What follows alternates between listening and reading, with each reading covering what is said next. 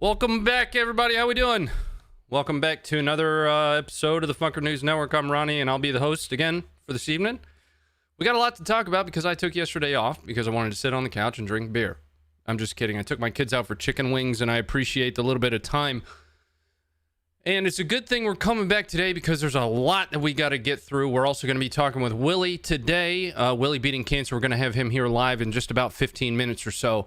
But what the biggest thing for us to talk about is, you know, what the latest footage that we have coming out of Ukraine, as well as really what Russia is staging for next. You know, there are a lot of indicators that I wanted to go through here. Let me turn my hat back around.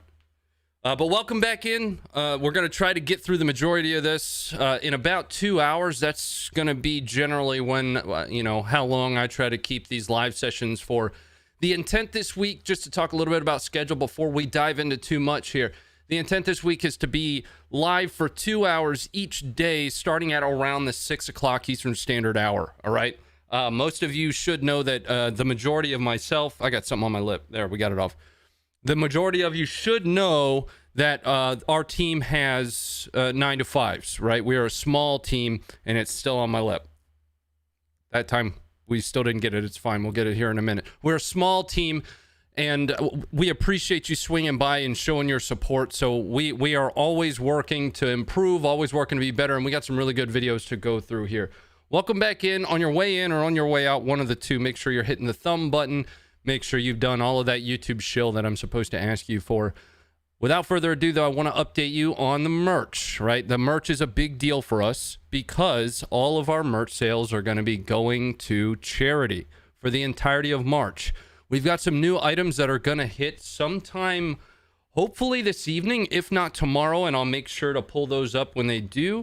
I've got a couple of the guys in my ear that are going to help me through some of the more complex topics. Again, I am just one small part of the team. Let's actually see if that merch is live really quick. Welcome back in. While I just check on this.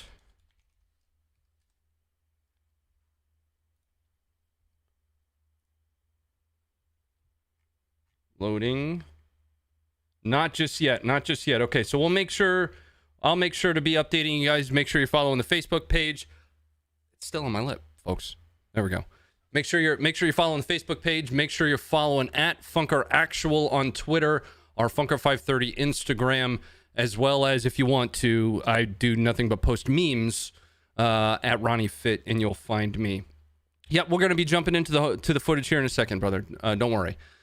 So, just to update you on sales, we have sold probably well over at this point 10,000 shirts, which thus far has amounted to somewhere in the ballpark of $90,000.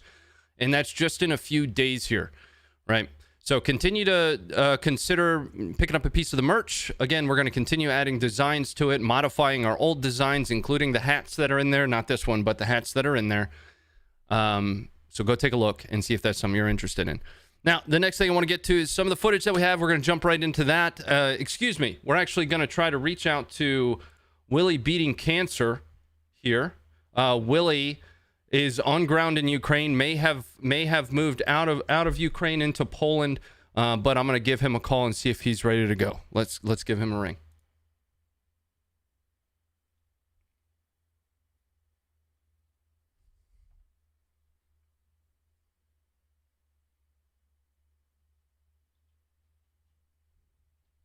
It's ringing. If we can't reach him, then we'll go through a couple pieces of the footage that we have, and we'll take a look at a top-down map of Ukraine, and from there, we'll reach back out to Willie once he's able to. We'll reach back out to Willie here in a little bit. Let me jump back in with the guys. And the first video I want to show you is actually an absolute banger of a video. It just hit the site. Get my chat back up here. Just hit the site a few minutes ago, and we thought for a second we were gonna break it. So it's coming up for you here in just a minute. Essentially, what you're looking at is what appears to be a Ukrainian soft unit using probably either an RPG-22 or an RPG-26 rocket launcher to take out a Ukrainian tank. This is a hell of a video. Coming up for you full screen.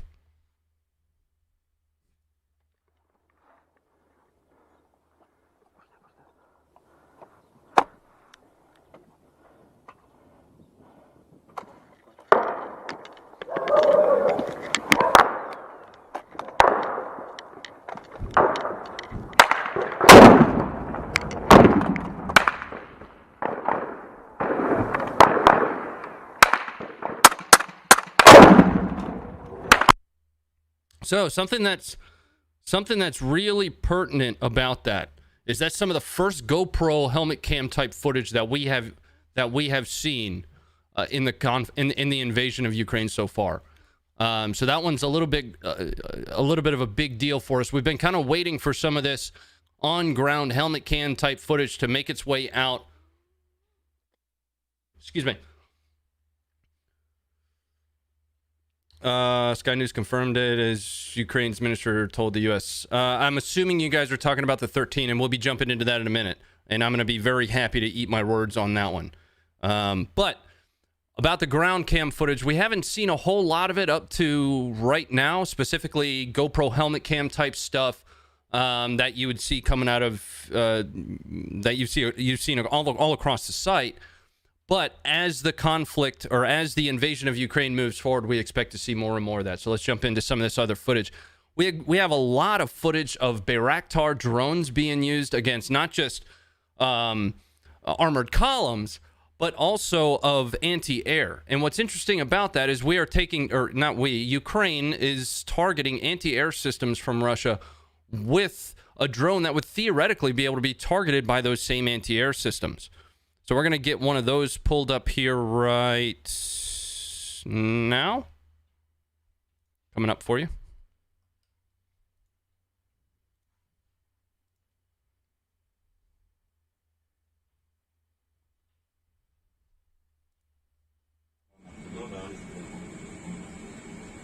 Где наш штурман? Хай рассчитывает, штурманский расчет делает.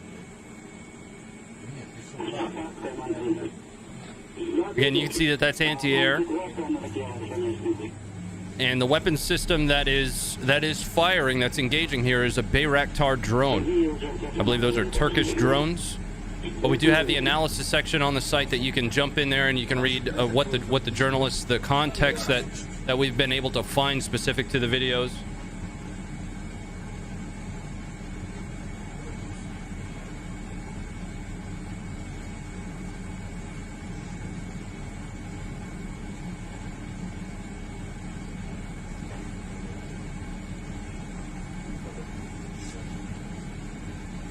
While we're watching this, I'm going to say thank you to some of our new members that are, kind of pretty rapidly rolling in here. Richard, thank you for becoming a member. Richard, thank you for the $5 super chat. Michael, thank you for becoming a member. Ziggy, thank you for the 20.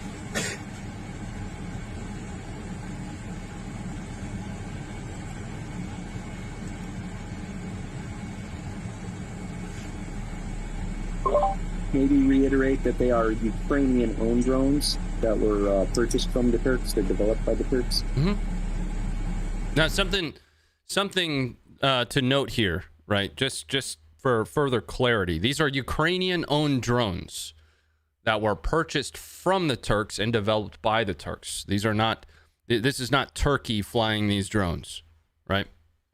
Let's take a look at some more Bayraktar footage. This is drone strikes against Russian columns, and I'll be talking about this here in just a little bit, kind of some of the pertinence related to that. Yesterday, I'll go into some of the Russia's movements from yesterday and how that kind of leads to this buildup that's being targeted here. Coming up for you right now. Let's go to right side. Він вже запустив чи ні? Да, сошла уже, да. Ну, маленькая.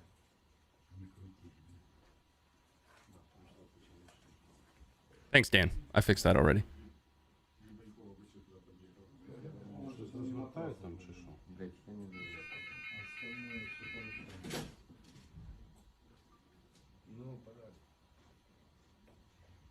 I'm tracking.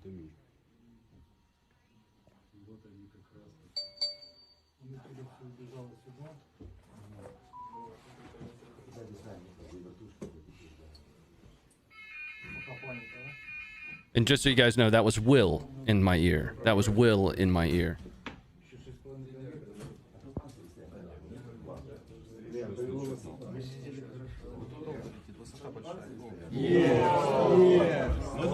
Again, these are Turkish drones being piloted and operated by the Ukrainians, Да, і всі полягали вон. the Bayraktar. Now, something of significance and pertinence here is air superiority.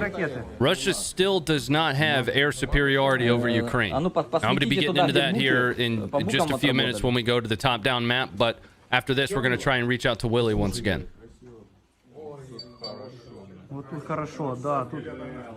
Один живой остался. Это не бук. Не? Ото поехало что-то, ну, туда на... Вот это вот. Mr. Squeezel, thanks for becoming a member. Brad, thank you for becoming a member. А, вот тут бук, что вверху тоже сдетонировал, да? А ну... Ні, він від'їхав, він там.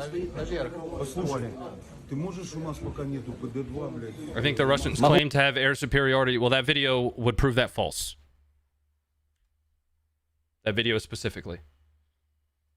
All right, let's try to reach back out to Willie, if we can. We'll give him a ring here.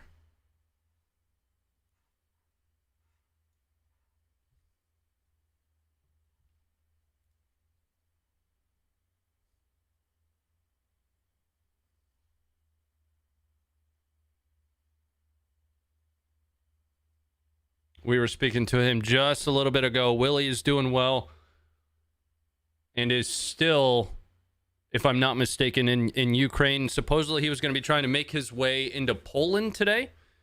So we'll see if he's been able to do that or not. Still not able to get a hold of him. That's okay. We just spoke with him about 5 minutes ago. Meantime, let's continue on looking at some more of this Bayraktar footage. I got one more that I want to show you. Here. And that is against fuel. So one of the things that we've seen pretty prevalent right now are the challenges that Russia is facing logistically. Excuse me. So those challenges that Russia is facing logistically at the moment, Ukraine is taking advantage of that. And they're targeting fuel supplies with this Bayraktar strike. Coming up for you right now.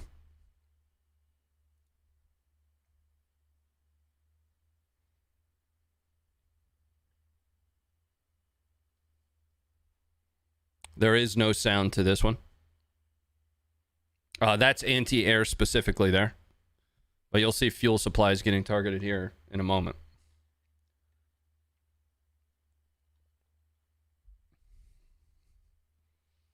So the main Russian army is not yet deployed. We'll be talking about some of the deployments and things that have been going on and some of the staging that's happening.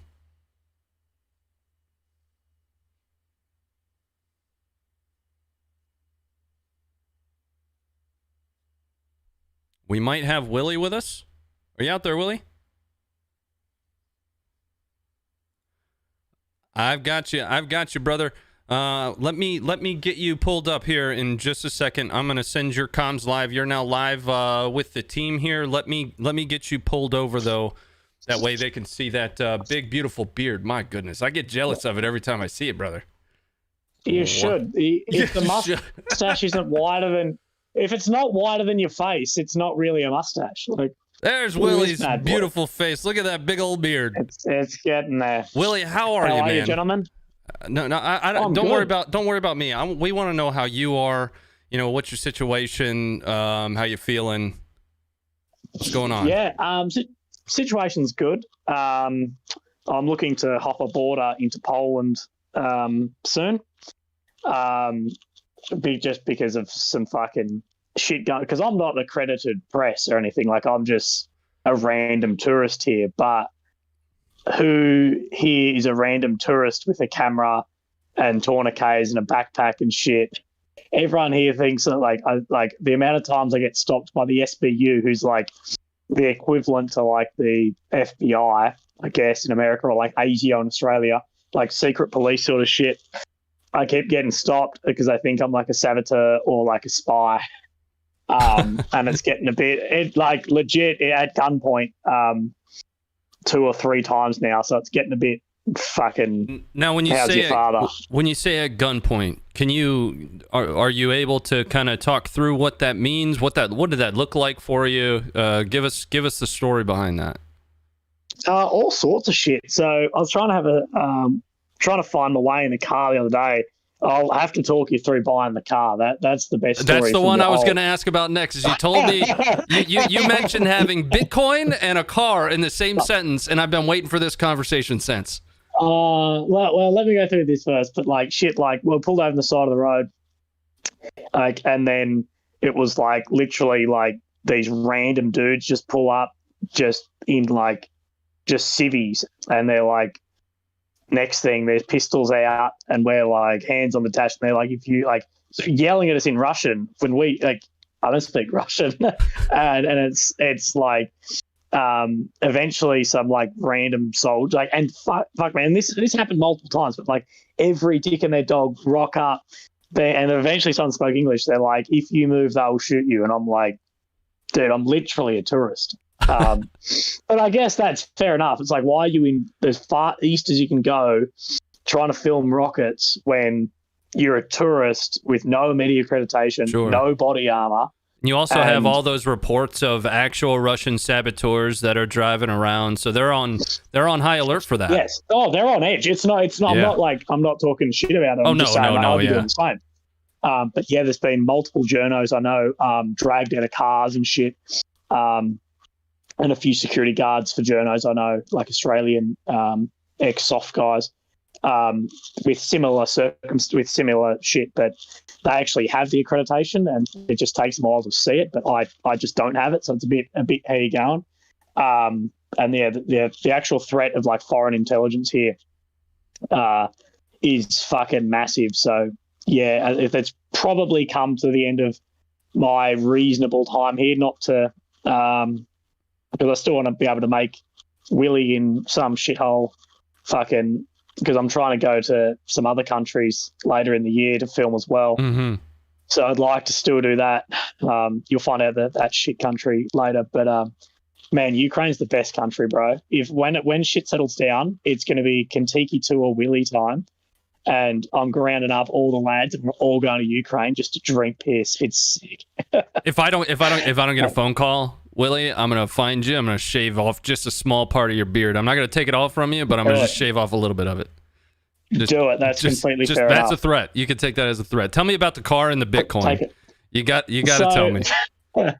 So basically, we got hit by those the cruise missiles and some grad systems, and we were like, we probably need to get out of here. And a lot of the intelligence coming through was, well, as everyone knows, intelligence isn't that fucking intelligent, but was that Russia was moving a lot faster than we thought. So we're like, we need to get out of here like now. There's no public transport. There's no cash at any of the banks, and none of the FPOS works, nothing. So we schemed up that we could, the only sort of currency we had was Bitcoin. And it's like, we're going to buy two shit box cars with Bitcoin, and then we're gonna drive them out of here. And we bought this Audi with like 300 and something thousand Ks, but like the worst condition car I've ever seen in my life. Like worse than you'd have on your paddock. Like every light in the dashboard was on, like every single one of them. The windows were stuck down, like everything. And we bought the other one was a Mazda 3, I think, with 780,000 Ks on it. So we bought these cars with Bitcoin and dubbed ourselves the Bitcoin Bandits. And then, we're basically running fully west to east of the country. Like we drove pretty much non-stop, or sort of along the way. The time we stopped for a sleep and then got fucking air raided by I think it's an Su-25, like the Russian equivalent of a A10, but like it's like the Wish.com variant of an A10. The Wish version of the A10. Yeah, which is like all the kit. But yeah, so we had some of that. So we were fucking around. We would have looked like how the Taliban looked in Afghan, driving away in some shitbox from an A10. We were in the fucking Bitcoin car, being like just full on Colin McRae rally style through the city, through the town we're in at the time. Do you still have the Bitcoin car? No, we've donated that on to the to some volunteers to run. Okay. These volunteers are running blood. These are just civvy volunteers, man. Like, think about, like, I know in Australia and America is very similar. Like the average populace are like full on simps. Or maybe not the average, but like a lot of people are just like the amount of fucking complain about shit. But the locals here, every local bro is like, okay, I'm donating blood every second day, and I'm using my own vehicle to like take refugees to the border and run blood to the front line and this and that. And I'm like, what the fuck are these people? And like, it always surprises me. And look, every person is going to be a fucking bloke anyway. There's like some 10 out of 10 chick who's like speaking to you like, yep, I'm like making Molotov cocktails and I'm giving blood to like donate to the troops in the front, and then I've got an AK and I'm just there like, bro. Something that we have that we've been, keeping an eye on, and I'm sure this, obviously you being there, you've seen it. We've seen just your standard Ukrainian citizen walking landmines off the road. The only EOD training he's had is, maybe watching TV or something. The testicular fortitude of some of these people is amazing.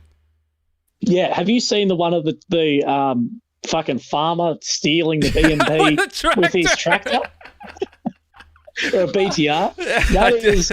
That is one of the best fucking things ever. The only story that beats that in war is, you'll have to look this up, but there have been Australians... two now. I've seen 2 tractor videos. Yeah, bro, it's sick. You'll have to look up that. There's a story from World War One where Australians stole a German tank out of boredom.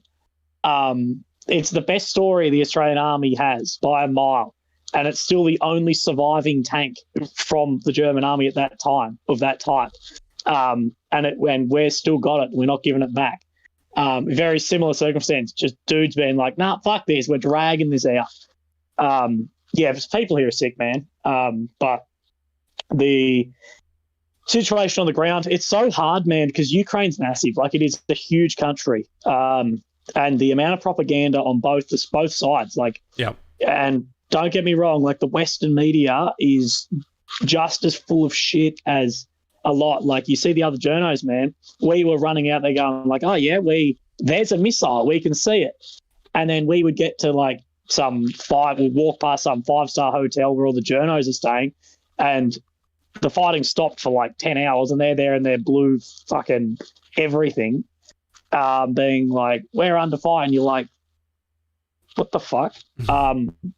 So take everything with a grain of salt, but it'll all come out in the wash. But at the moment, it feels like and looks like Ukraine's really given it to Russia. They have been so far, and I think even looking through what finished intelligence reporting we have access to in the West, there's a general consensus that over the last, and it might not feel this way on the ground, but from a strategic perspective, there's a consensus that the last few days have really just been a staging day for Russia to potentially have to ramp up further, largely because of the amount of resistance that they're receiving from Ukrainians. Yeah, it's rock, paper, scissors, javelin to the fucking seemingly at the moment. So, yeah, we're putting hats on your T-80s hasn't worked brilliantly. Rock, paper, scissors, javelin. Yeah, that's my favorite. That's my favorite type of game. But yeah, there is some concern, and this is just purely speculative. So anyone can feel free to tell me to get fucked in the comments. But there's a lot of thought and a lot of worry amongst some of the community guys I'm speaking to about the lack of some of the equipment from the Russians that we've seen. Yes. And lack of experience of the soldiers. So yes. All the equipment we've seen is all older tanks, older gear, whatever. And all the soldiers we've seen, all of them are either lower tier soft or like conscription 18, 19-year-olds. We haven't really seen yet that sort of high-end military equipment. We haven't seen many T90s. We haven't seen any T14s. That's if they're not just cardboard. But and then we haven't seen a lot of the equipment. There's been no Su-57s overhead, none of that. So there has been this bit of a worry about, is Putin playing, 5-dimensional chess? And this is part of the strategy, is to maybe give ground and, sort of wait them out a little bit and then deploy those larger units, because it's only like 7% of the Russian forces has actually been deployed. So that's just speculation, and I could be completely wrong. I'm happy to be wrong. No, so I mean, yeah, it has been funny that some of that equipment. You're absolutely right, and you're not the only one to say that. Understanding that you have a perspective of being on the ground, those of us that really only have the perspective of looking at images and reports that are coming out from folks like you, we're not seeing those types of things either, and that's going to be a major part of our discussion here tonight, is the necessity, if Russia wants to actually commit to actually start leveraging some of those real armor resources, and then why it is that Russia isn't committing those resources if Kyiv is the ultimate destination. Now, there are theories that are floating around on why they're not committing what we know to be their modern military, but really only Putin and the Russian defense system know why they're sending 18-year-olds that think they're on an exercise. Yeah, and that's something I think to keep in mind. Like, it's easy for a lot of people to sit there and be like, fuck Russia and fuck these guys, whatever. But at the end of the day, these there's 4,500 men of 18 to 20 dead who a lot seemingly didn't know they weren't going on exercise. They were handed live rounds and, go out here and do whatever. It's the loss of life on both sides. It's just been absolutely tragic, and it's shocking. And if that's, the way it's run, it's not good enough. Well, none of it's good enough, but we'll see. We'll see if it's a tactic or it's just absolute incompetence, just delusion. or we don't know what's happening. We just don't know. Like every bit of doctrine, everything anywhere, if you put any logic in this, it doesn't make sense. Like, I love Ukraine. Ukraine's a great country, but this land is not worth the sanctions that are going to be held against you for the next 100 years and the trust lost for the next 100 years. It's a zero-sum game, ultimately. None of it adds up. And I guess the only thing that does add up is if you then keep continuing through Europe. But it's seemingly that you've been very stopped by Ukraine. Fucking good luck once you get to Poland and Germany, where it's rock, paper, scissors, F-35. That's really a problem. But I know we were close to the border the other day and we saw some, let's say, neck sock boys crossing the line, coming into Poland. Coming into Ukraine. So there's definitely more evidence of foreign boys rocking up. So that's always good. I know that'll be really appreciated down at the front lines as well. Well, and you know, Russia is going to that buildup that is happening right now. You know, you see the columns that are building up the heavy armor that's staging in the north, right? That is they're going to be just as contested because as Western funding continues to provide lethal aid, they continue or Zelensky continues to find partners in the international community that are providing that aid. It's going to continue to flow in.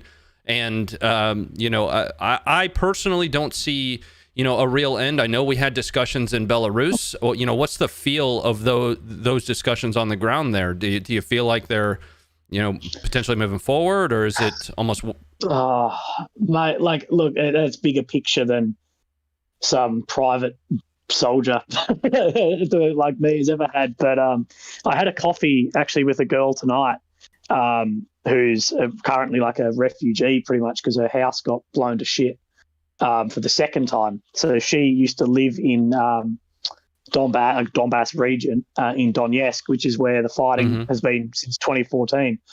Anyway, she got caught in the fire there in 2014, lost her house, and has just lost her second house again.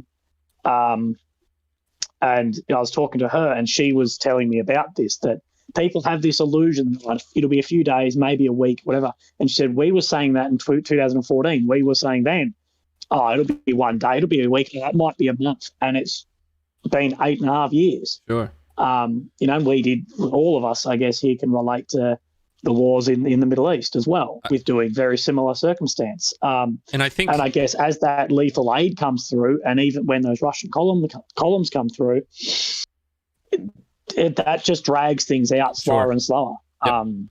And this is another thing that I don't get in this. Either this is going to be the best war tactic ever, or there's been no thoughts at all, and Russia's been called their bluff to go, okay, we have to go anyway. Why would you give, you know, it's been almost a week now of invasion. You've given the West a full week to resupply the front line with those lethal assets.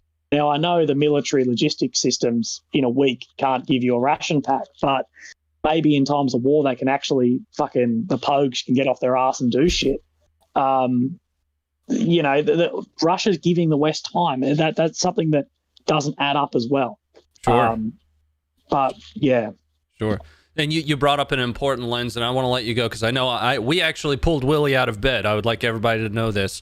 So first of all, thank you for coming on with us. But you brought up an important lens. You know, those that have been that have been in Ukraine, Ukrainian citizens, they've been dealing with this same type of activity, a little bit more localized to Donetsk and Luhansk and in Crimea. But they've been dealing with this for some time. A lot of the West is under the impression that the invasion started, you know, just a few days ago. But you know, from a local perspective, this invasion has been going for years. Yes, and like, you know, I have friends who live in you know, Donetsk areas and whatever, and lots of people I've met who they're like, this isn't any different. We've been either occupied or in Russian or Ukrainian territory at war for 8 years, and that's not, you know, a few people. Like, you go to any of the bars and you talk to the bartender, they're, you know, even before the invasion, they're like, you're like, do you think they're going to invade? Like, what do you mean think they invaded 8 years ago? They just haven't come further yet.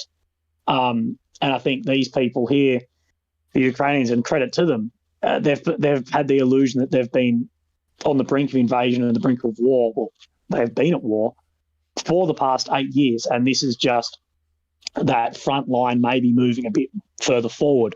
It's not something new. But it's definitely a very, very difficult time for people. Like, you know, like the girl saying tonight, she's lost 2 houses in 8 years and all her stuff. And in her house, you know, she went down, of course, the bomb shelter and got bombed, has lost her passport. So now can't really leave.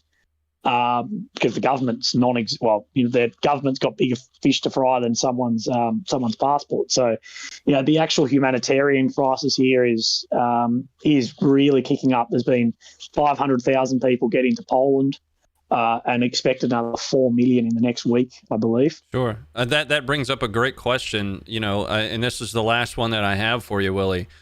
President Zelensky opened up the door for any foreign volunteers. Have you started to see foreign volunteers flow into Ukraine at all? Yeah, I've seen some tactical boys in fucking, not many guys get around in pants with knee pads in them, except if they're going out on a Friday night or coming to Ukraine to fight. So yeah, I've seen a few lads swinging across. That's here nor there. And I've got a lot of friends who are staging in Poland to rock and roll. And my inbox is full of guys trying to see how they can get across. So we're tracking at the moment about 14 to 15,000 foreign guys have already signed up in the past couple of days. And Zelensky in the past only, say, half an hour has dropped any visa requirements if you're a foreigner to come and fight. And they've also lifted any prisoner, like any inmates in Ukraine who have combat experience are also getting let out to come and fight as well. Sure. Thanks very much. So yeah, it's definitely a formidable force of lads. Yeah. I mean, 14, 15,000, presumably with some of them already having combat experience, given the last 2.5 decades of war. That's nothing to downplay, right? Oh no, not at all. That's bigger than fucking pretty much Australia's whole army. So yeah, that's a big one. So yeah, it's I guess good to see it. It's bringing the community back together, as well as a lot of skills on the ground from I guess more experienced elements. So that'll be great. And as I move into Poland in the next coming couple of days as a refugee, I'll be trying to sort of look on the ground here and get to maybe some of those training establishments that guys have set up from there. Okay. Well, Willie, I don't want to keep you for too long, brother, because I know you're tired. I know it's been, for lack of a better term, tumultuous couple days for you, if not longer. You've been there for quite a while now. Yeah, it's a month today. Yeah. But the first 3 weeks, I was basically singing karaoke and drinking beers in the East, and it was fucking sick. I enjoyed that more than the war. Yeah. No one in Ukraine knows who Meatloaf is. So I've been trying to sing a bit of Meatloaf at every karaoke bar I can find. But you keep spreading Meatloaf as far and as wide as you can. You keep spreading Meatloaf as far as you can. Make sure they know before Willie leaves there. And the big thing is, because most of his songs are a duet, you can be like, "Come here, baby, come and sing the girl part." You wouldn't be a scumbag grunt if you weren't here. Willie, thanks for coming on with us, brother. I'm gonna let you get back to bed, and please, when you have the chance, you've got us on the chat there. Just check in and let us know you're okay. We'll drop a note, but we care about you and we appreciate you just being there and getting us as much info as you can. Thank you, gentlemen. I really appreciate it, and you guys look after yourselves as well. Willie, for those that don't know you yet, where can they follow you? Where are you going to be sending them updates? Oh, well, you can come and meet me on the border if you want. No. So Instagram, Willie Beating Cancer, or YouTube is Willie Beating Cancer. Yep. For those of you who don't know, I've got an incurable brain cancer. So if a T80 doesn't get me, the fucking tumor in my head might. So yeah, Willie Beating Cancer everywhere.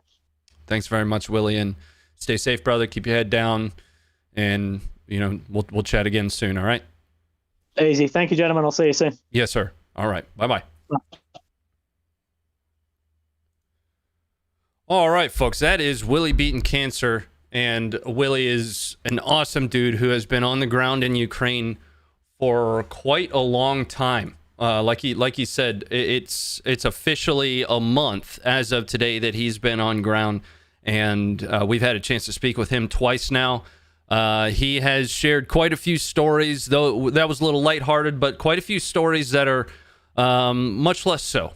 So what I want to do here is I'm going to pull up a live view of Kyiv while we go through a little bit of this support that's been coming across. You guys have continued to send in memberships and super chats, and I got to make sure that I'm giving those some due. So we've got a live feed up here of Kyiv, and I'm going to jump over to that.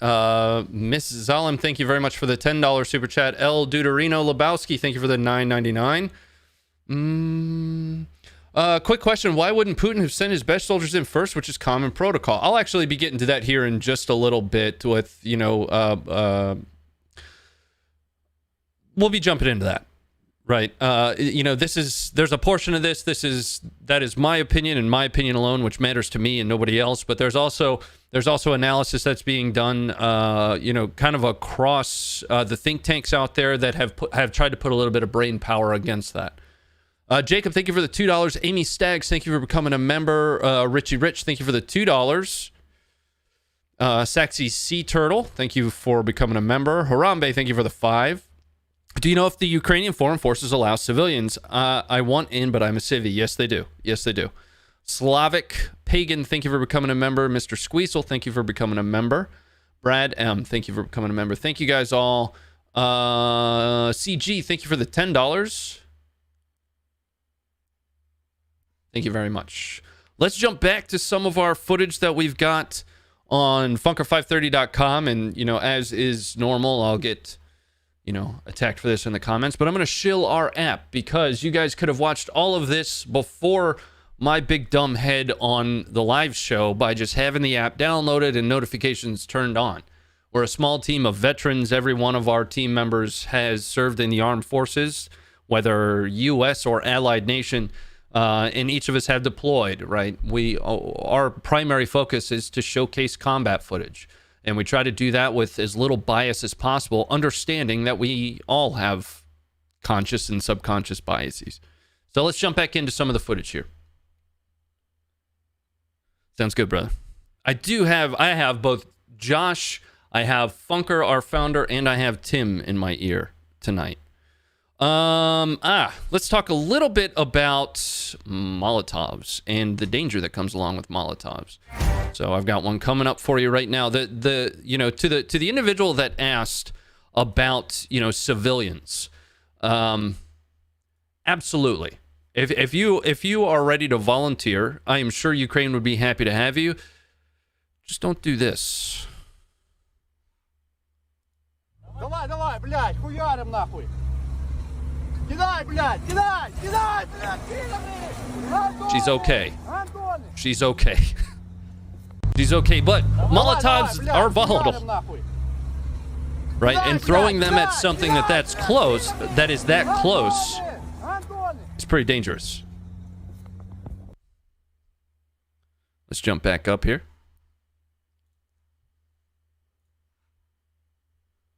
Now, we've also seen, and one of our team members does have experience from an EOD type perspective. I'm not going to share too much information because that would end up, kind of identifying where he works and how he works. But we've also seen them not just using gasoline in that, but if you take that a step further, which they have, that aids in the burn time for these things, there are thousands upon thousands of these of Molotovs making their way across. The next video I want to show you is kind of on the humorous side, maybe the dark humor side. But imagine, if you will, you wake up in the morning to an uninvited house guest, and that house guest turns out to be a missile.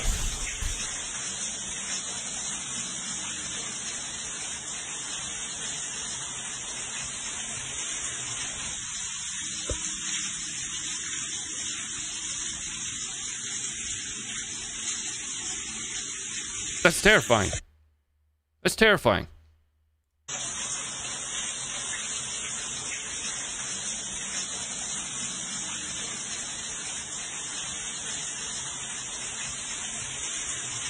Got a water leak there now. All right, let's pull back.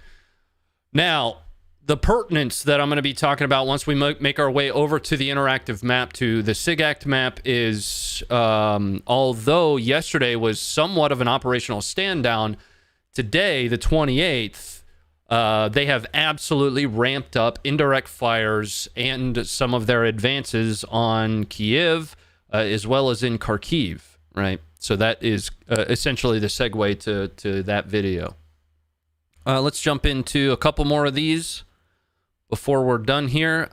And a great segue from what I just said into this next video is some of those indirect fires on Kyiv. Now, these appear to be grad strikes, and I can show you guys what the grad is here in a minute, but it's essentially an antiquated at this point MLRS. But as we've seen in Syria, they're still using cannons and hell cannons. Even dated weapons can be very effective, albeit a little bit indiscriminate in their targeting. Coming up for you right now. These are grad strikes in a residential area in Kyiv. I'm sure for those that have been following along on Twitter, you've seen this footage. Ukraine claimed dozens. We've also seen reports of 9 killed and in the 30s injured. We can take another look at that, and we do have a second view of it that we'll be taking a look at here.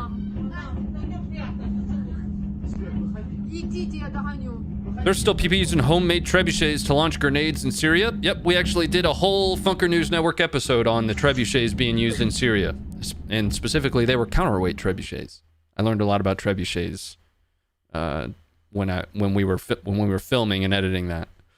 Let's take a look at another angle of some of that Kyiv, some of those Kyiv grad strikes. Excuse me.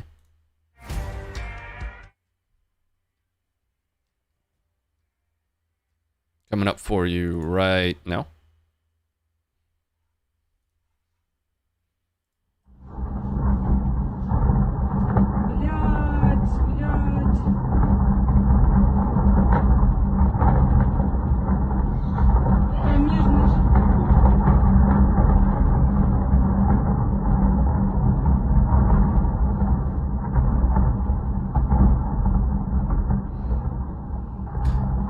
Now, so far, I've seen 2 types of MLRS being fielded in Ukraine. That doesn't necessarily mean there haven't been more, and that has been the Grad and the TOS-1. The TOS-1 is that thermobaric multi-launch rocket system.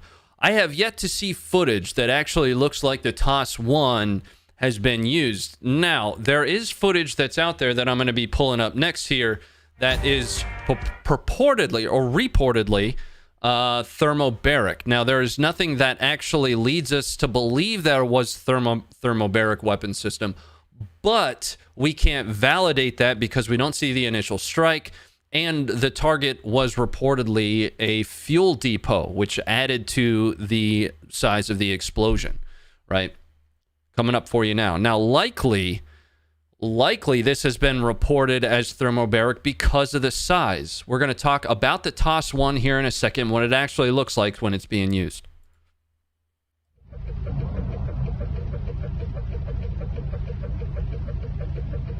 Ох, ёб твою мать, нахуй. Давай. Let's take a look at that again. Now, because of the size of this, because of the size of this cloud, essentially, or this explosion, a lot of people were quick to call this thermobaric. Now, the target here that's being hit is reportedly a fuel depot, which is going to have a lot to do with that explosion. Let's take a look at what the TOS-1 looks like when it's being used. Give me a second to get that pulled up for you here.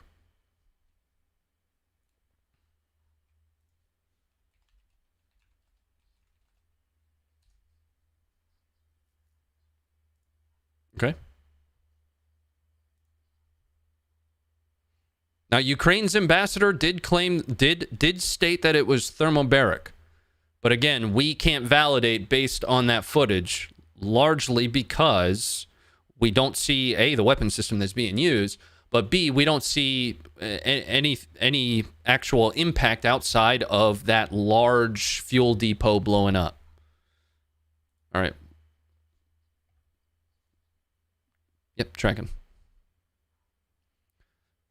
So the TOS-1, waiting for this to come up here, again, is an MLRS that we have seen coming up for you right now.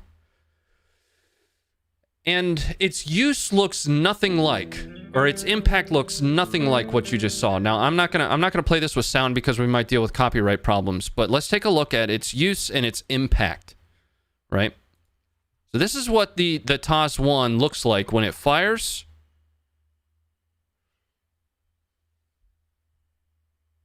And the impact, right? These MLRS are typically not used as a pinpoint precision strike weapon. They're used to really impact a large area, especially in open terrain. You're oftentimes not firing just one of these rockets when you send it downrange.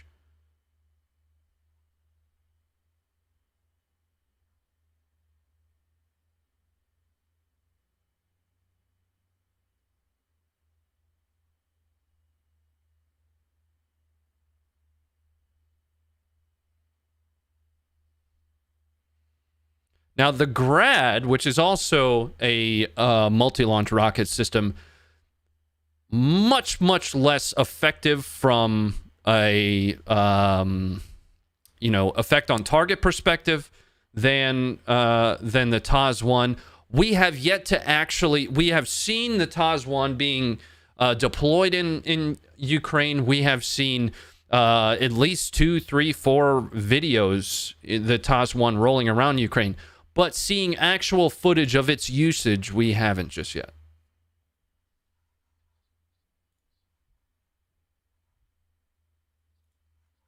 What? Oh, yeah. Yep.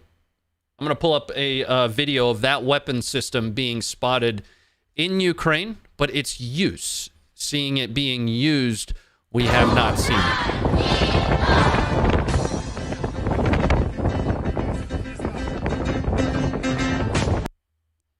I'm going to turn sound off here just in case we deal with copyright issues. So that is the TOS-1 that you're looking at there. Now, it is designed on top of a T-72 chassis. Here.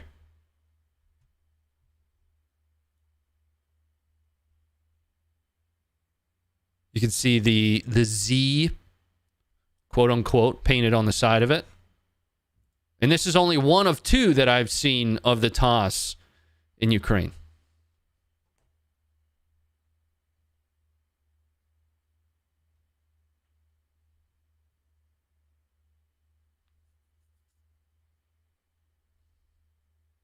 Okay. Wrong button. My bad. That's our other camera. Okay, let's jump into one more video that I wanted to cover here.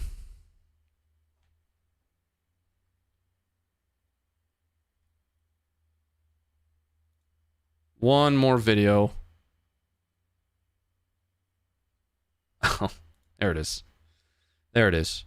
This one's got a little bit of humor to it as well. And I almost I was in tears watching this one, to be honest with you, because it was late. It was late last night, and I was sleepy. You know, when you get real tired, you get kind of giggly. That's what was happening to me last night. Coming up. Now, what you're seeing right here is a Russian vehicle, and they are about to engage what they believe to be a Ukrainian vehicle. They're firing right now. At that. They're missing a lot, and they took out that lamppost. That is a war memorial. Let's play it again.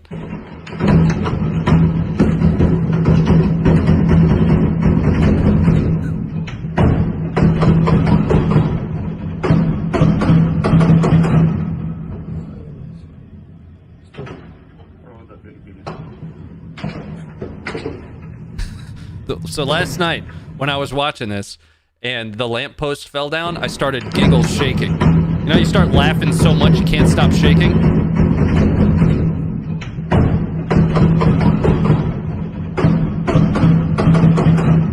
And it was right there when the lamp fell. I just couldn't control myself. All right, coming back up. So what I want to do is I want to jump into the live map. The Ukraine live map here, and we're going to talk about a few key takeaways, not just from yesterday, but from today. But first, let me jump over here and check in on some of the support. Thank you guys for continuing to send in support, and I want to make sure that I'm acknowledging it coming in. We appreciate it so much. Levitated Sound System, thank you for the $10 super chat. Jonah Bear, thank you for the $10. We missed you last night. Tell the wife and kids, thanks for sharing. Well, thank you very much. I did miss you as well. Poor Coyote, thank you for the 1143. Stay strong, Ukraine. Robert, thank you for the $2. It could have been a Moab type weapon. It could have. So the FOAB, the FOAB, is thermobaric. Russia's version of the Moab, essentially. Silent Warrior, thank you for the 25. Thanks for keeping it informative and as legit as possible. We're doing our best. We're doing our best to provide as much context as possible.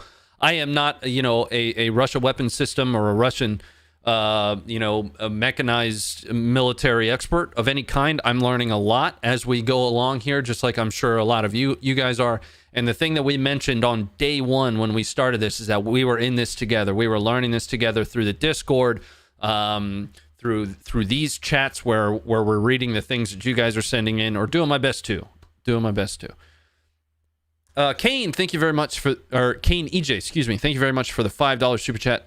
Again, if Russia isn't ashamed for the immense shelling anymore, imagine we're going to be talking about that in just a moment. BSD, thank you for becoming a member. Pavi Sands, thank you for the $4.99. What happened to the Chechens that entered Ukraine's chat for Putin? Let's talk about the here's the only comment I have for the Chechens, because we've seen relatively little from a video perspective on the Chechens, maybe one or two videos that we're still working on. But we have seen something that's very pertinent, and I want to make sure we cover it.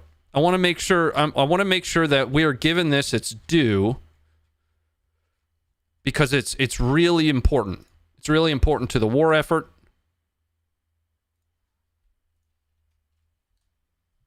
Now, the Chechen Prime Minister, Ramzan Kadyrov, I guess is how you pronounce that. He's a fashionable man. He is an absolute fashionable man. And he likes to wear Prada boots. Now, these specifically, you could purchase from Prada in the women's section for about $1,300. Looking good. You're looking good, homie. Now, the little bit of footage that we have seen, and the few reports that we have seen on the Chechens, is that they're absolutely getting their ass handed to them, to be honest with you. You can look that up. If you Google Prada boots, matter of fact, I'll do it for you. We'll do it live. Prada women's combat boots. Coming up.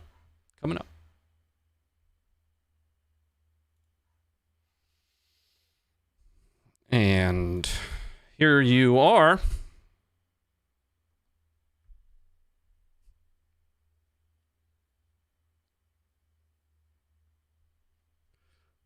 We're doing it live.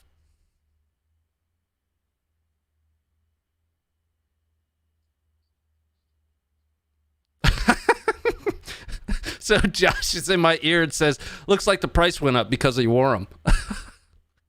So anyway, yeah. Ramazan. Nice boots, brother. Pulling back off of that.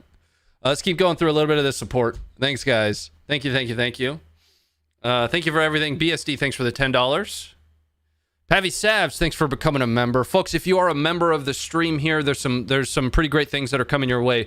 The first of those is a dedicated section of the Discord that only members can access. Connect your Discord and YouTube accounts, and you do that through your Discord settings, and you'll get access to that automatically.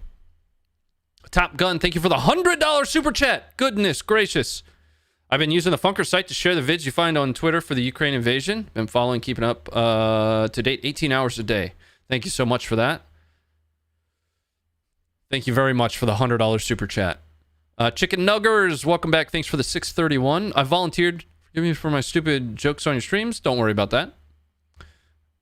Don't worry about stupid jokes at all. I make the worst ones. You fit right in. Derek Atterbury, thank you for the $50 super chat. Have we not seen an attempt to blow the small dam to cut off water to Crimea? I figured that would have been a high priority. I'd have to look into that. I have to look into that one. Richie Rich, thanks for becoming a member. What was that, Josh?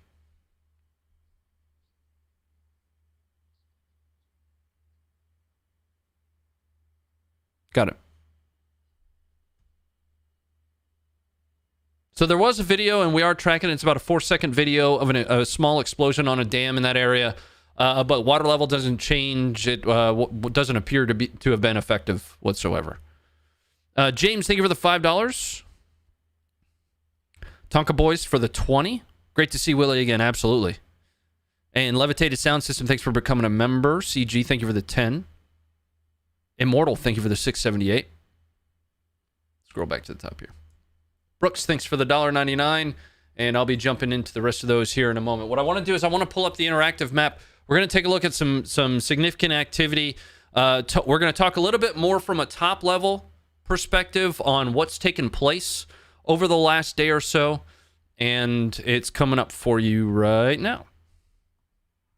All right, so this is our SIGACT map, and this is provided by Live UA Map. The most pertinent thing for us to talk about, really, is Russia's deployment of heavy artillery. So over the last couple days, one of the biggest questions that everybody has had is where is the heavy artillery? Where is the tip of the spear? Where is Russia's modern military? They took the 27th, so Sunday, to essentially begin that buildup. We are starting to see very, very long columns of infantry and heavy artillery building up on this northern axis. There are really 4 axes of this conflict. There remain 4. You've got the Kharkiv axis here. You've got what essentially is the eastern axis, Donbass. You've got the Crimean axis. And then you've got the northern axis, which is the Kyiv axis, essentially. Now, like I said, over the last few days, since the beginning of this, we have seen what would theoretically amount to the B team from Russia. Not only have we not seen things employed like the TAS-1, but we haven't seen any of their other advanced weaponry. We haven't really seen a lot of their more tip-of-the-spear type infantry. A lot believe right now, and these are not my words, a lot believe right now that we are going to begin to see a renewed effort with increased strength over the course of the next 24 to 48. So that build up over the last 24 hours in the north. We saw today some renewed pushes from the northeast here as they begin to make a breakout from the northeast towards Kyiv. Here. Early on Saturday, they had begun to kind of bypass Kharkiv because of the amount of resistance that they were receiving there, presumably in an attempt to isolate Kyiv to force talks, right? We still do see the efforts to connect this land bridge down at Mariupol. They did push more troops into the forward line at Mariupol. If they connect this land bridge here, and this is something I've been talking about for a few days now, if they connect this land bridge, then they have the entire southeastern corner of Ukraine from which to either push further in or to lock down as a part of, concessions with Ukraine. So specifically during those talks today, which did break down, they left the door open for a second set of talks. Specifically, Russia asked to officially be recognized to own Crimea, Donetsk, and Luhansk. And Ukraine said no. Right? Now, heavy artillery, or artillery, I should say, and that was those grad strikes, started falling in Kharkiv. There was also ground forces that began once again to try to make their way into Kharkiv. They've had a hard time pushing in here.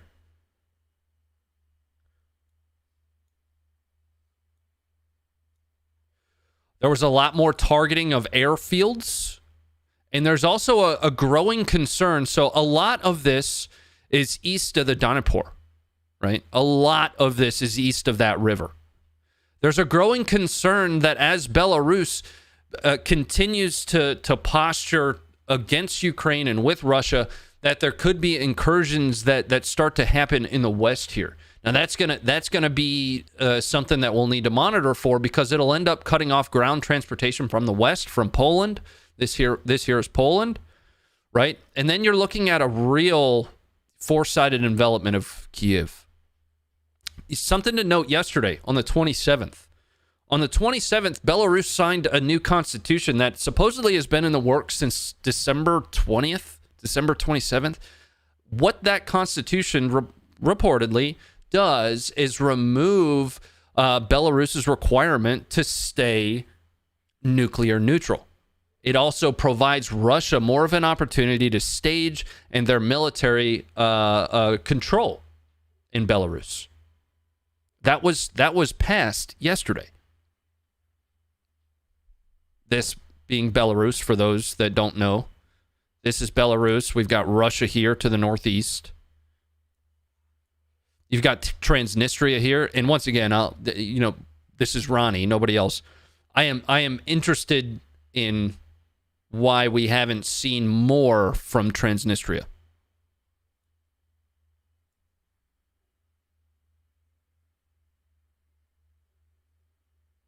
Battle chemists, that's what I was just mentioning.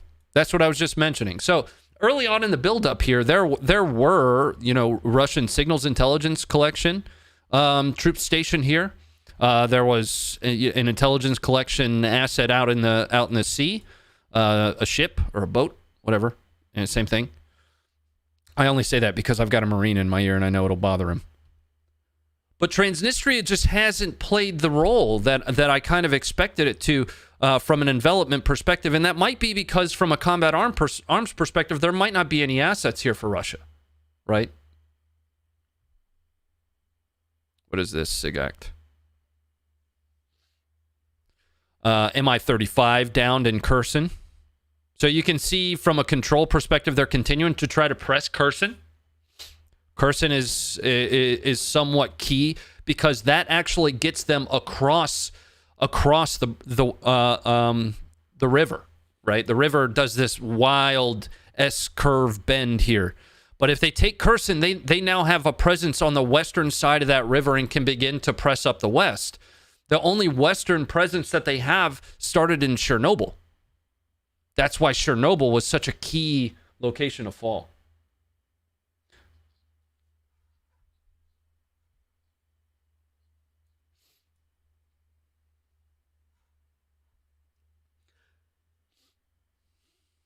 Checking in on chat here.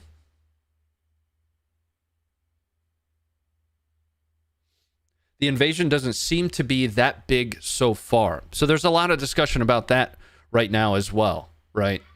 Why does it seem like Putin is half committed? I think there are a couple reasons for that. Foremost, I think Putin first and foremost underestimated the resistance, right? That's not the only reason though. That's not the only reason.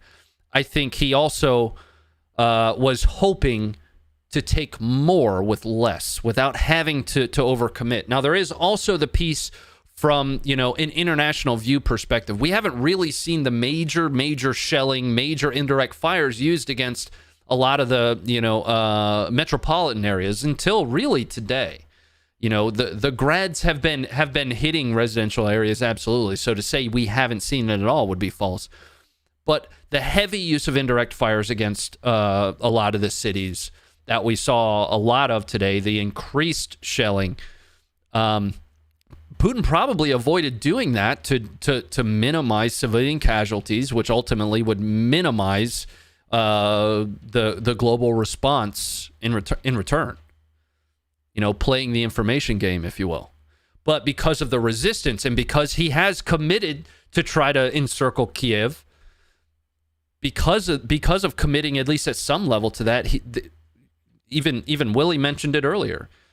What's the end game? To just say sorry, high five, and turn around? I don't know.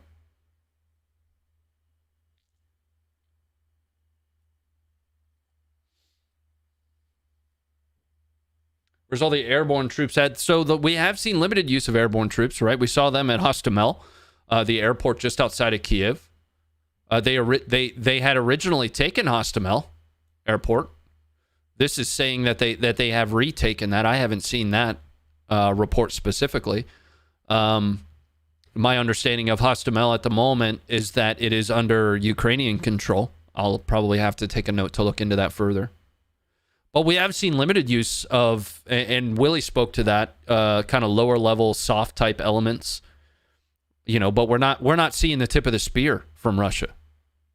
The reasons for that, maybe only Putin knows. That's not to say we haven't seen them at all, but widespread usage, right? Saying that I saw a video of one crew doesn't necessarily mean that they're being used across the entire invasion.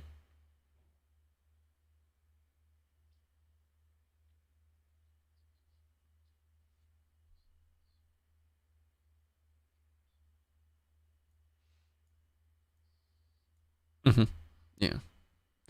Now, there is the piece that Josh just reminded me of, is 2 IL-57s, chock full of paratroopers were shot down by Ukraine. So that's the other piece that plays into that.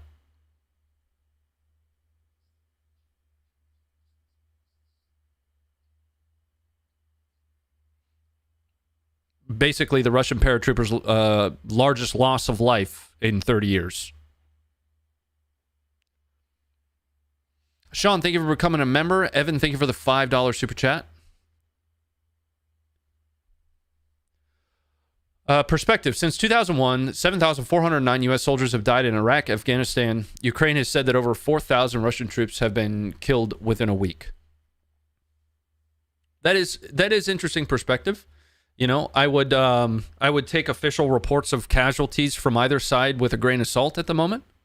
That's not to say that because of the caliber of troops, and I mean that flippantly. I don't mean it any other way than just what we're seeing at face value. That's not to say because of that caliber that we're seeing, essentially B team, like I said, that figure isn't accurate. Especially when you start to take into account things like those IL-57s being shot down.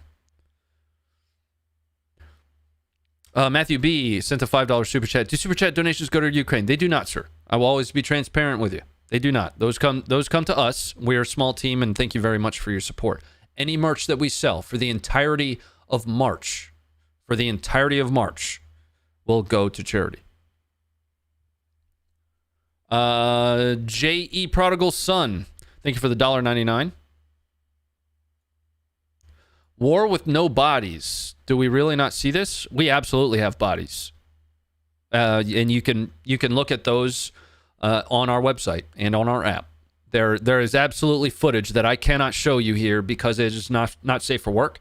And we have to abide by YouTube's requirements because it's their platform. But we do have our own platform where we can show you that stuff because it is important for you to see.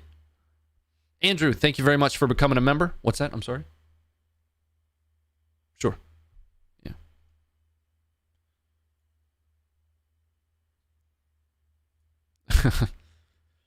And I've got Josh in my ear. He's keeping me honest.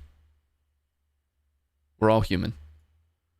Shootworks, thank you for the $10.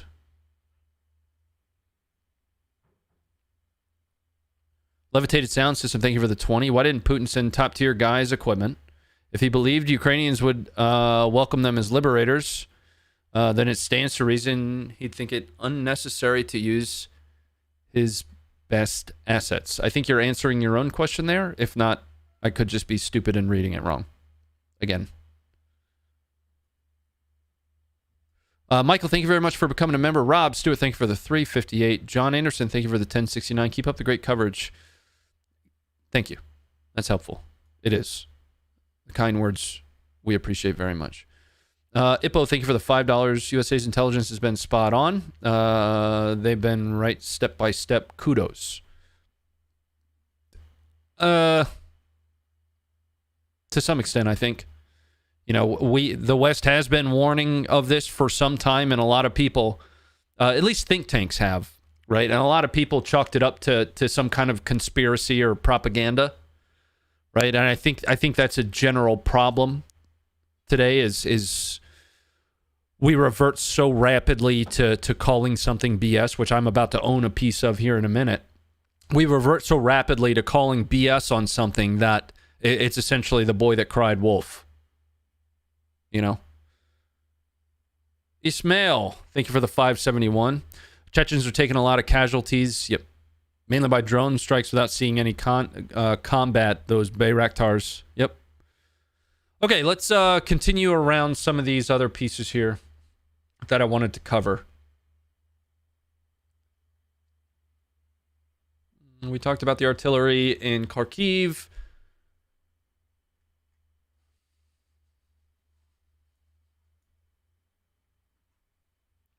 Peel back. Peel back. Air. Something that I anticipate happening, you know, and I'm not alone. I do as much reading as I can. And there's a great website for you guys to use as a source, from a source perspective, called understandingwar.org. They do a great roll-up of, you know, the invasion of Ukraine every day, both from an offensive perspective as well as from a political perspective. They source themselves. It's great Finnish reporting. I expect, and I mentioned this a little bit earlier, that Ukraine will start to see much heavier resistance in the air very soon, or much heavier offensive in the air very soon, because without owning the air, and we know that they don't, because Bayraktars are continuing to fly, those Turkish drones that are being piloted and operated by Ukraine, they're continuing to fly, continuing to take out, you know, scores and scores of logistical supplies, infantry by way of targeting, you know, armored columns, anti-air. Russia's regroup over the last 24 hours, ultimately, like Willie mentioned, allowed the West to continue to posture in Kyiv and elsewhere defensive measures. So even as Russia ramps up, they're going to be ramping up against a better prepared, better postured Ukraine. Do you think Russia will be able to replace the millions of dollars of lost equipment? I bet many more come. That starts to dive into stuff like you know, the currency problem that Russia's going to run into. Now, I am nowhere close to a currency expert, but the amount of sanctions, and Willie talked about this too, the amount of sanctions that Russia's going to run into, you know, the runs against their banks, the removal of Russia from SWIFT. I mean, they're being protested and shut down in almost every industry. The sports industry, they've been removed from the FIFA World Cup. They've been removed from NHL. You know, the reverberation of this invasion of Ukraine is so far beyond, you know, whether or not they get to walk away with Ukraine. The impacts to this, you know, even if they were to turn around and go home today, those impacts are cemented at this point.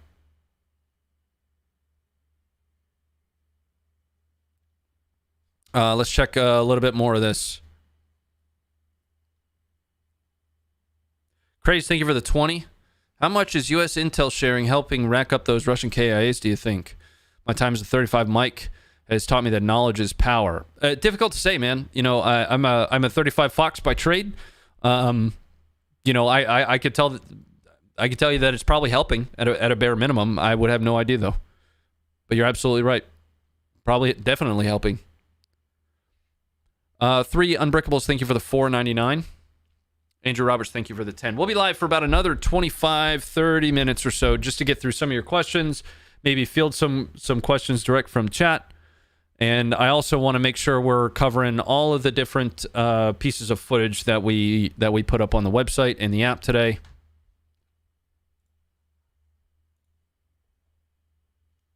Let's talk about Snake Island a little bit. Let me eat my words from yesterday. So Saturday, somebody mentioned in the chat the possibility that the Snake Island 13 were still alive. Now, at the time, you know, some of the things that I mentioned were, you be careful about Russian propaganda. But it has been confirmed, and that's some of the best news that I've heard in a while, especially specific to the Snake Island 13. I'm so happy to be wrong about that. Because what I like to know is those absolute badasses get to now procreate and create more. That is fantastic news, and Ukraine has confirmed that the Snake Island 13 are still alive, and I wanted to make sure to cover that as well. Any more Snake Island footage? No, I don't think we do have any more Snake Island footage. We could probably go back and watch some of that other Snake Island footage. There is one that I wanted to show you that was actually just put up on the website in the app about 25 minutes ago. And we talked about Kherson and its kind of, from my perspective, strategic relevance here. We've got Russian troops looting in Kherson. We talked about the logistical challenges that Russia is running into. An army runs on its stomach, if you will. This is twice now that we've seen footage of looting by Russian troops because they're running out of fuel, they're running out of food, they're running out of bullets, right? Let's pull this up, take a look at it. Coming up for you right now.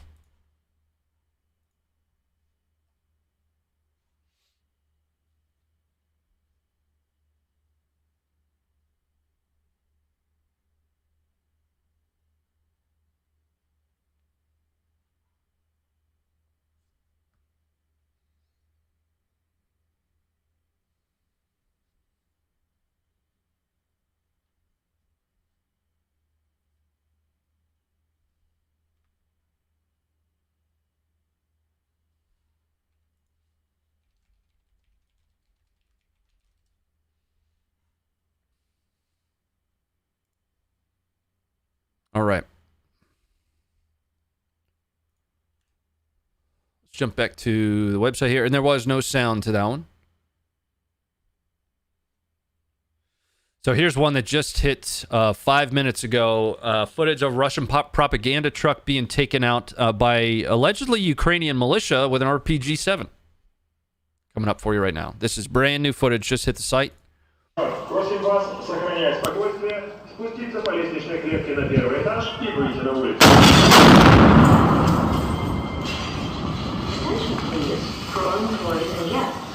They could probably buff that out. Let's watch that again. You can hear the propaganda truck. Спуститься по лестничной клетке на первый этаж и выйти на улицу. Well, there's your problem.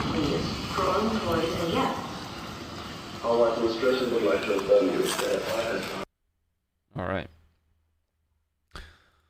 There was a question that came up, and I want to respond to it a moment ago. Specific to, do you think it's a good move by President Zelensky reaching out to Red Cross to repatriate the Russian KIAs? Absolutely, absolutely. That character is why the world is in love with Zelensky right now. Right? Because that's what you do. That is the right thing to do. Pevy Sands, thank you for the $5. Did you see the Ukrainian Marine that knowingly blew himself up to destroy a bridge so a Russian tank column or something couldn't cross? Yes. Yes, we did see that. New to the channel and love it. Keep it up. Thanks, Aaron. Squall Rhino, thank you for becoming a member. A couple more videos that I wanna cover here.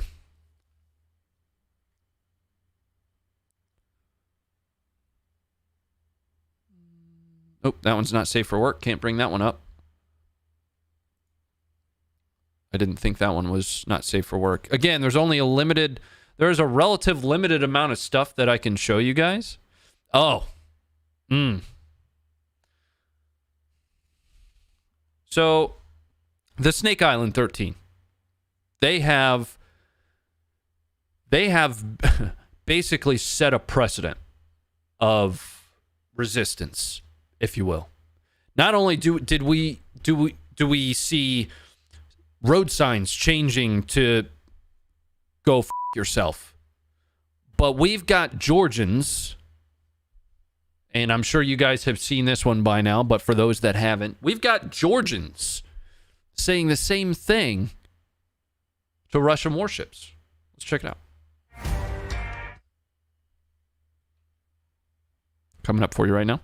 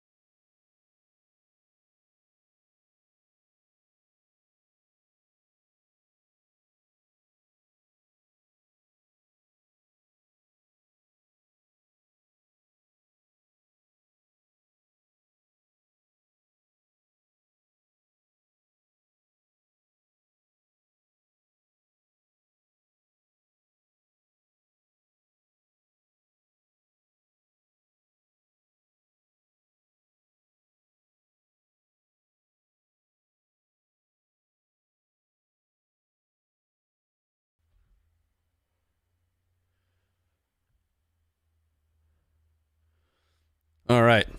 Like I said, they set the tone, if you will. I saw a comment out there, and I want to address it, that said the president lied about the 13. Remember, he's probably only operating off of the information that he has at hand, right? And the information at the time that even we reported on being separated entirely was that they had perished.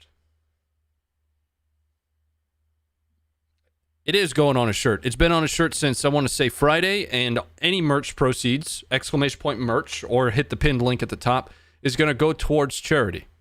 Now, specifically, we're taking a look at the Canadian Red Cross for that because of Canada's match.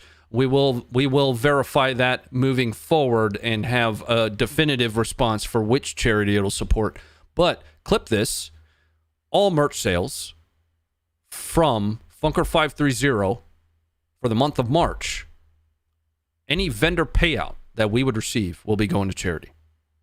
Air raid sirens currently going off in Kyiv live stream. They have been shelling quite heavily, especially at night, and it is nighttime over Kyiv right now. OG Wakanobi, thanks very much for the $5. Chocolate Labs by Luna. I like Chocolate Labs. They're adorable. Thanks very much for becoming a member. Air Force 3PO 52 here. Ukraine better start patrolling those SAM footprints. Let's check in a little bit more of this support, and then we're gonna kind of rehash some of the things that we talked about earlier. We did meet. If you weren't here for it, we did get a chance to talk again with Willie. Willie Beating Cancer on Instagram and on YouTube. He's posting regularly. He's in the Ukraine right now. We had a chance to talk with him live. He shared a couple, humorous stories, if you will, to break away from some of the obviously darker footage and darker discussions that we've been having, because he is going to be making his way out of Ukraine soon, and we are thankful for it because he's a good guy. So make sure to check in Willie Beating Cancer on Instagram and on YouTube. Hunter, thank you for the $4.99. By the way the Russians are fighting, how long do you think they could last against the U.S.? Something that we've been talking about pretty heavily so far, and I don't want to speculate, because for what we know of Russia over the last 20 years worth of 20, 30, 40 years worth of Russia, what we know of their capabilities hasn't been used yet. The modernization, I mean, we're seeing them use tanks from the 80s right now. We know that they have tanks that are not from the 80s. We have seen some limited footage of T-80s and T-90s. Maybe T-90s. The footage that we've seen could potentially be T-80s with adaptive armor upgrades to them. But we haven't seen that real heavy armor, especially in the use in and around Kyiv. Now, there has been, over the last 24 to 48, a buildup of additional heavy armor that presumably they'll be trying to use, at least on that western bank of Kyiv. And while we're talking through this, let's pull back up the top-down map. Wrong button. There we go. That buildup that's happening here in the north along this western bank of the river includes heavy armor. You're starting to see breakouts along highways, but you're also seeing breakouts here. So around Kharkiv, rather than take Kharkiv and press beyond, forces have over the last 48 to 72 have really bypassed that. Now, they did renew their assault on Kharkiv. Troops did breach, those suburbs, if you will, the Oblast area. But one of the biggest threats, and this is from the Institute for the Study of War, right? Is that what they call themselves? Yeah, the Institute for the Study of War. One of the biggest threats is in the southeast, right? Obviously, there's a threat here to the north, to Kyiv. But a breakout that could occur from down here to begin pressing into the west of the river, that has the potential to just break down the entirety of Ukraine's defense, especially because of the amount of buildup, presumably, of Ukrainian forces on the east here. If we start to see Russian control move north here, and they take Mariupol, then you've isolated that very heavy buildup of Ukrainian troops from being able to pull back and provide support to Kyiv.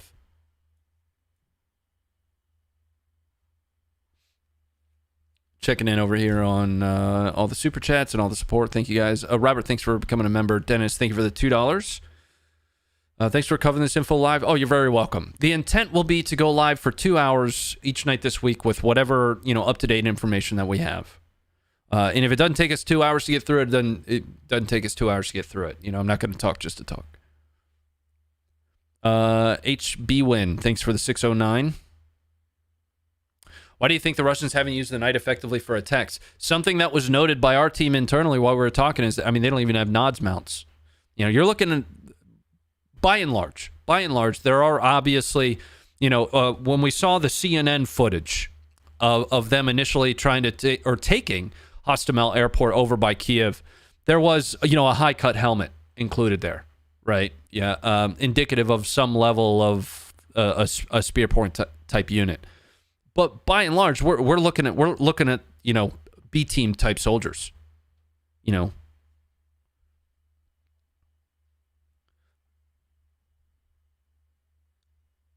Could the Russian objective be getting land connecting Russia to Crimea so Russia can have direct access to build up? Yep, that's something I've been talking about pretty heavily, is this land bridge here. And the tactical or strategic, I should say, significance of Mariupol. Now, they have been very, very unsuccessful in taking Mariupol, but they did renew assaults on Mariupol. They have continued to build up, especially in the east here, in the outskirts. But finishing this land bridge provides a major, base of support across the rest of Ukraine. And during those peace talks, Crimea, Donetsk, and Luhansk were specifically requested. Now, here is something interesting. This, the concern of this land bridge connection has existed since before, this further incursion. Because if you think about it, like we talked about with Willie, they invaded in 2014. The invasion has been happening for quite some time now. The concern with this land bridge has existed for a long time. And I can't help but think that the breakout in the northeast here and the press from Chernobyl was to surround Kyiv so that ultimately, if they were able to connect this land bridge, that would be what Russia asked to keep, right? Now, obviously, I feel like Russia would have loved to have been able to take the entire eastern, portion of Ukraine here to the east of the river. But that's why the study for the Institute for the Study of War, they've been along with S2 Underground. I'm a big fan of S2 Underground. For those that aren't familiar with them on YouTube, go check them out. They've been doing great analytical work. Even S2 Underground called this out, its connection of this land bridge and its significance.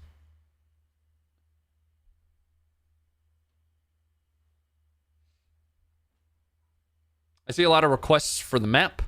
I'll get that for you guys. It's easy. liveuamap.com. There's the map we're looking at.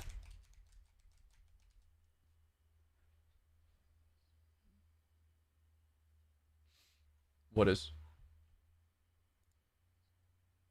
Okay.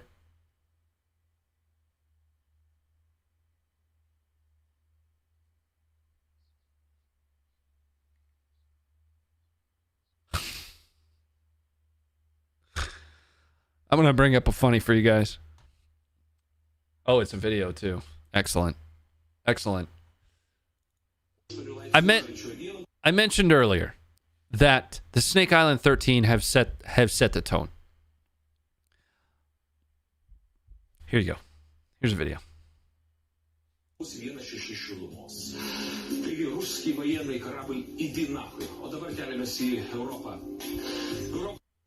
What you heard there, in the middle of that, Idi Nahoy, and forgive me if I mispronounced that, was go f yourself.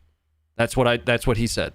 In the middle of his, and this is a Lithuanian weatherman, in the middle of his broadcast.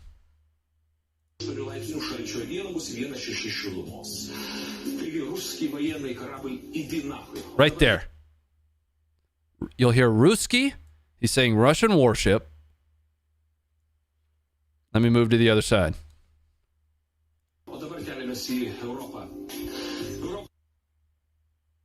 Move back a little further.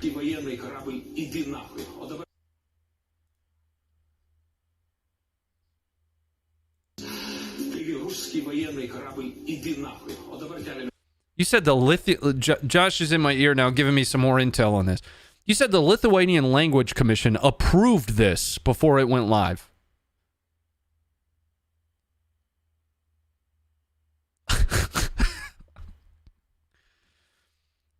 Snake Island set the tone. They did. I gotta get my chat back up here.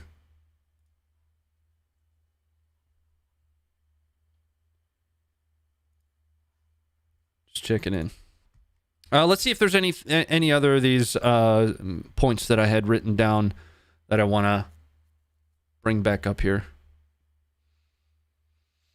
So we talked about the deployment of additional heavy artillery for a presumed assault or renewed assault on Kyiv. They have yet to really employ heavy artillery on Kyiv. We talked about that. We talked about the heavy artillery that they've started to use or continued and increased usage in like residential areas in cities in Kharkiv. And this is that a lot of those artillery assets, especially those indirect fire assets, they had been keeping in somewhat of a reserve capacity. They just weren't using them very heavily for the first few days. They renewed assaults on Mariupol in the south. Let's pull up the map while we're talking about this. That way you guys have something to follow along with here.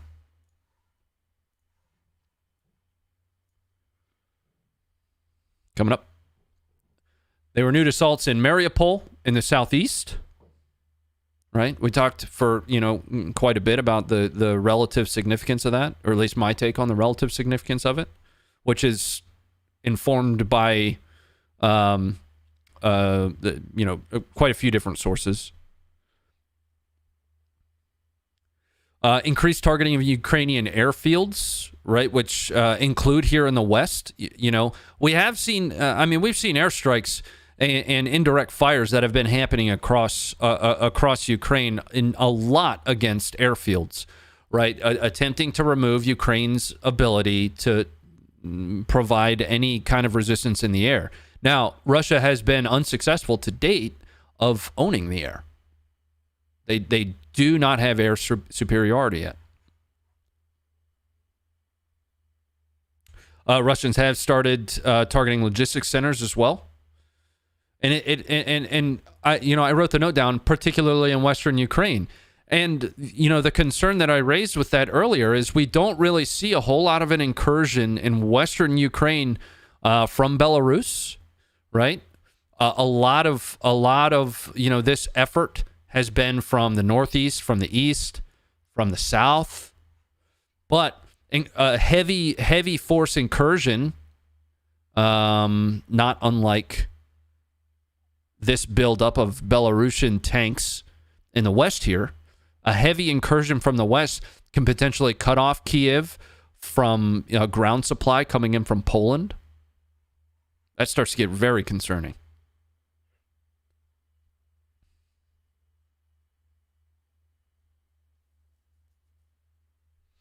But we also continue to see some, in video form, frustration from captured Russian soldiers continuing the narrative, whether purposeful or not. I'm beginning to believe that it's not a purposeful narrative.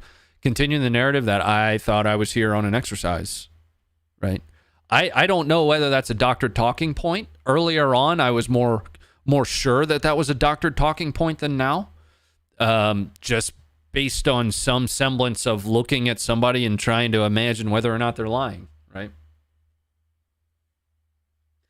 Tanks running out of petroleum. That's true. Absolutely. So Russia is running into a lot of logistical challenges right now. A lot of logistical challenges.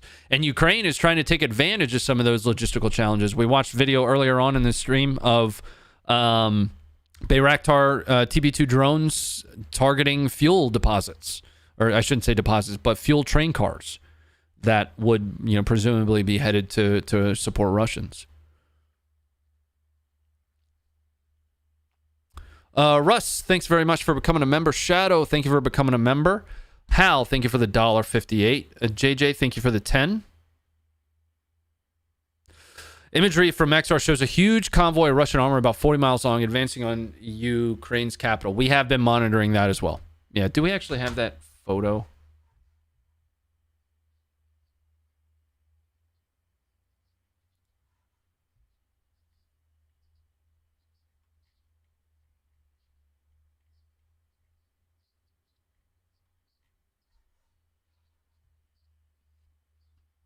So for those that are familiar, that aren't familiar, let me jump into jump up here. And you said you posted that?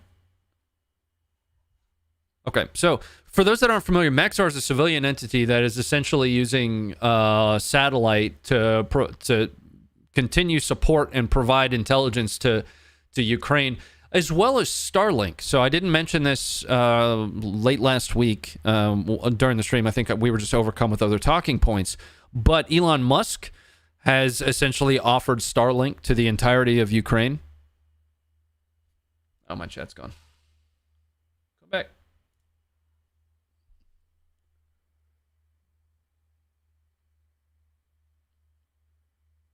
Giga Chad Army. I posted a joke earlier that's only like a half joke, and I've said this at least twice every stream. The entirety of Ukraine is just Giga Chads.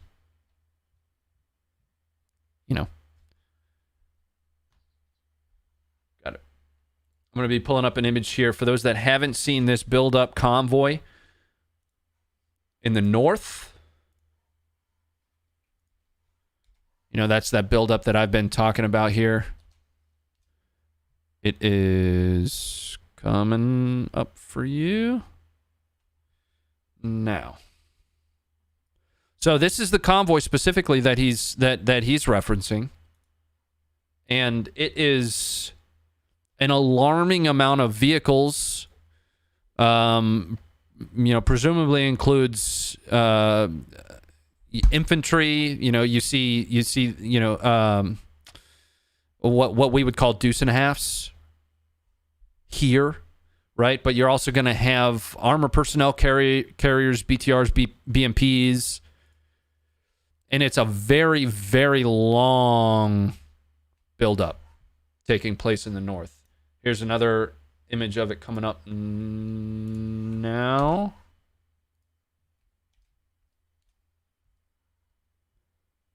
Right.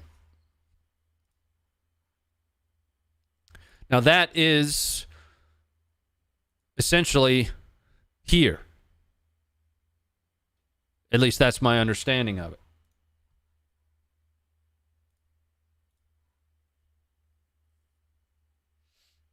These are main forces or just logistics? So the analysis that I've seen is that what you're looking at is a buildup of infantry, armor, essentially an assault force, if you will. There's obviously going to be some logistics mixed in there. The army runs on its stomach, if you will, kind of deal, beans and bullets.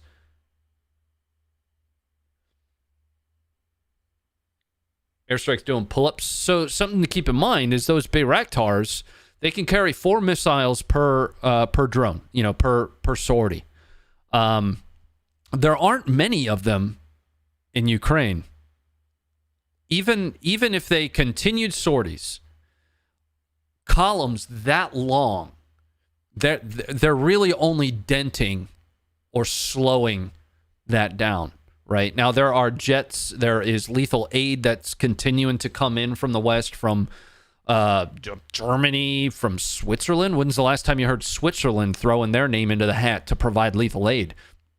Hot tip, you probably haven't, because they have, by just precedent, maintained neutrality for such a long time.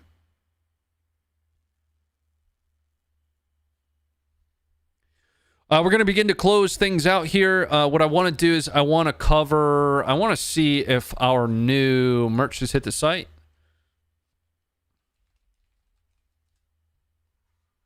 We'll talk a little bit about that. Hopefully. If not, it will probably hit the site tomorrow. Yeah. So the new designs for the support to Ukraine are going to probably hit the site tomorrow. But the ones that we have up there, we have sold over 10,000 of those so far. And you guys have raised more than, we're getting close to $100,000 that's going to end up making its way to humanitarian aid for Ukraine. And I just can't tell you how much that means to us, right? We think they're great designs. We partnered with Bunker Branding. If you're not familiar with Bunker Branding, that's run by Mr. Matt Carricker out of the Demolition Ranch team. Matt is an awesome dude. I got to spend some time with him at SHOT Show. We even filmed some, quick teaser stuff that we never got to use because of, the timeline, if you will. So Bunker has been actively working on all of these orders. Because of the amount of orders, something I need to obviously do my best to help you manage his expectations. 10,000 shirts inside of 2 days is large. So please be patient. Understand that that's a lot of volume for them to try to handle and deal with at once. Now from here, I'm going to be making my way over to my channel. I'm going to kick back with the gaming community. We're going to play a few games and try and break away a little bit mentally from all this Doom talk. And if you'd like to join us over there at the end of this, I'll end up dropping a link in chat for you to come over there and hang out with us. We can continue to talk, bits and pieces here and there, but by and large, that's a place for us to kind of just break away for a few minutes. Dark, thank you for the 158. I appreciate that very much. Let me pull up something for you guys, something pretty for you guys to look at while I go through some of this awesome support that's been coming over. Right. There we go. This is Kyiv that you guys are looking at here. It is a live feed. Sort of. Play.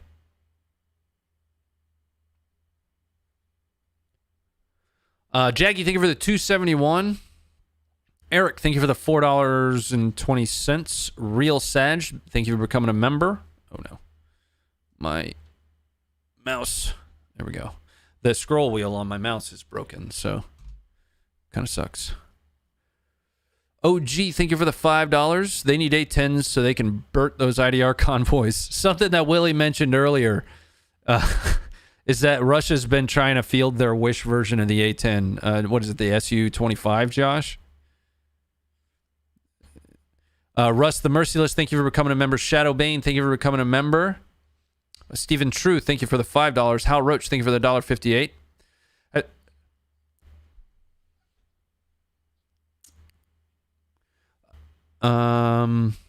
Josh was in my ear there for a moment. Hal, thank you for that $1.58. Have you watched the thermobaric bomb yet? We did, and we talked about it a little bit earlier. Although Ukraine came out and did say that it was a thermobaric bomb, the video that we have of it really just shows a very large explosion at the end of it. Thermobaric doesn't necessarily mean huge explosion like that, and we do know that the target of that strike was a fuel depot, so a lot of that explosion at the end there is likely exacerbated by that fuel. But we also talked about the thermobaric options that we have seen Russia fielding, the TOS 1, and I showed everybody what that looks like when it actually is fired and impacts. So we did cover thermobarics at least at a high level. JJ, thank you for the $10. Reflection, thank you for the $4.99. Top Gun, thank you for the 20. Cyclone, thank you for the 2. Ahmed Salem, thank you for the $9.99. Keep up the good work. Thank you for being here.